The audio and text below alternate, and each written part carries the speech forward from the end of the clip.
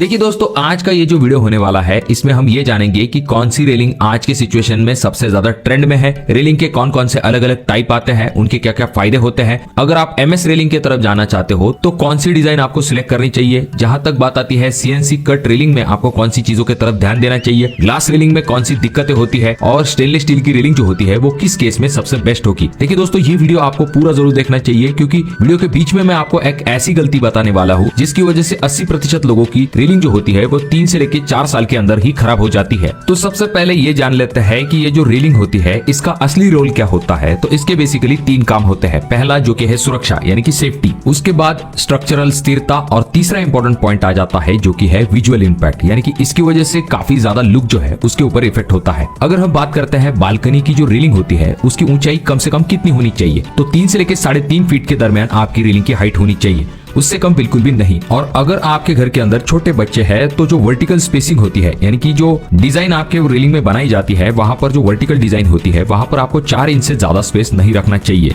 अब अगर हम रेलिंग के टाइप्स के बारे में बात करते हैं तो यहाँ पर सबसे पहला ऑप्शन आ जाता है जो कि इस साल का सबसे बड़ा ट्रेंड है, वो है एमएस रेलिंग। देखिए दोस्तों, एमएस रेलिंग का नाम सुनते ही बहुत सारे लोगों के दिमाग में वही पुराने टाइप के डिजाइन वाले एमएस रेलिंग का ऑप्शन आता होगा, पर अब चीजें जो है वो कंप्लीटली चेंज हो चुकी है। एमएस रेलिंग वापस आ चुकी है, पर इस बार बहुत ही जबरदस्त फिनिशिंग और बहुत ही प्रीमियम लुक के साथ। एमएस रेलिंग में जो डिजाइन पॉपुलर है वो है इस तरह की जो स्क्वायर शेप वाले पाइप्स का इस्तेमाल किया जाता है या फिर जो रेक्टेंगल पाइप का इस्तेमाल करके रेलिंग को बनाया जाता है। वो बहुत ही सिंपल डिजाइन होती है, पर भले ये दिखने में सिंपल दिखाई देती है पर ये आपके घर को एक प्रीमियमनेस ऐड करने का काम करती है। जब भी इन्हें प्रॉपर तरीके से डिजाइन किया जाता है तो जैसा कि आप अगले वीडियो में देख सकते हो, इनका लुक जो है वो काफी शानदार दिखाई देता है। जैसा कि आप अगले वीडियो में देख सकते हो, इस तरह के एमएस पाइप का इस्तेमाल करके आप अलग अलग टाइप की डिजाइन भी बना सकते हो। अब इसमें और 2-3 चीजें इंपॉर्टेंट की गई है जिसके बारे में हम आगे देखने वाले हैं। जैसे कि अगर आप इस एमएस की रेलिंग को बनाते हो और वही पुराने टाइप के ग्लॉसी कलर अगर आप इन रेलिंग को देते हो तो लुक जो है वो पूरी तरह से डाउन हो जाएगा।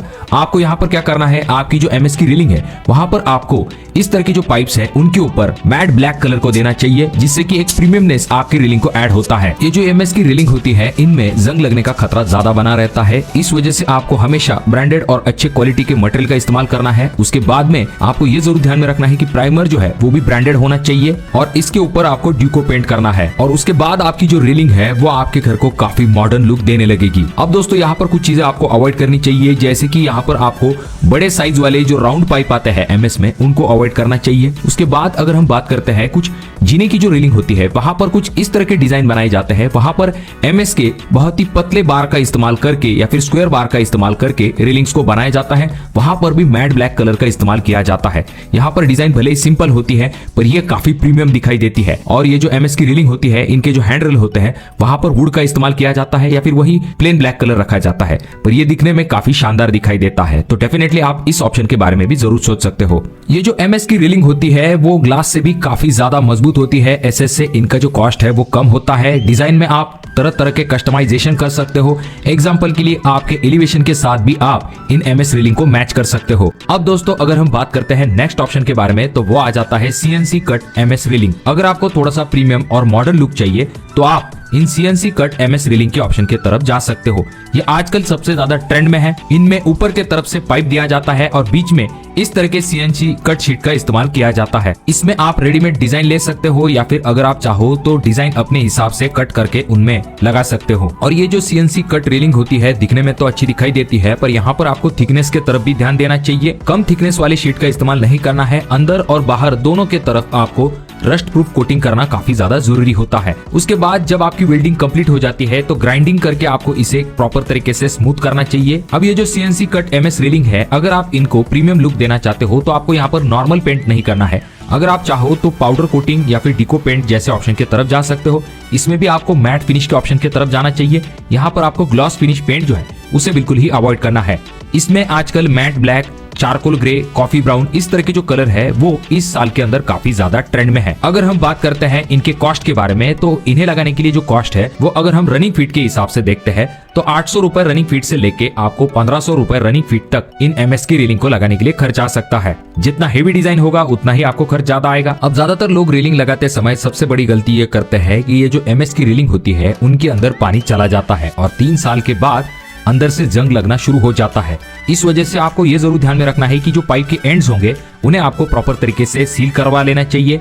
जहाँ पर भी वेल्डिंग ज्वाइंट होगा वहाँ पर आपको प्राइमर कोटिंग जरूर करवा लेनी चाहिए। इंस्टॉलेशन के बाद आपको टचअप कोटिंग की तरफ भी खास करके ध्यान देना है, जिससे कि आगे चल के आपकी रेलिंग में जंग जैसी समस्या जल्दी निर्माण न हो।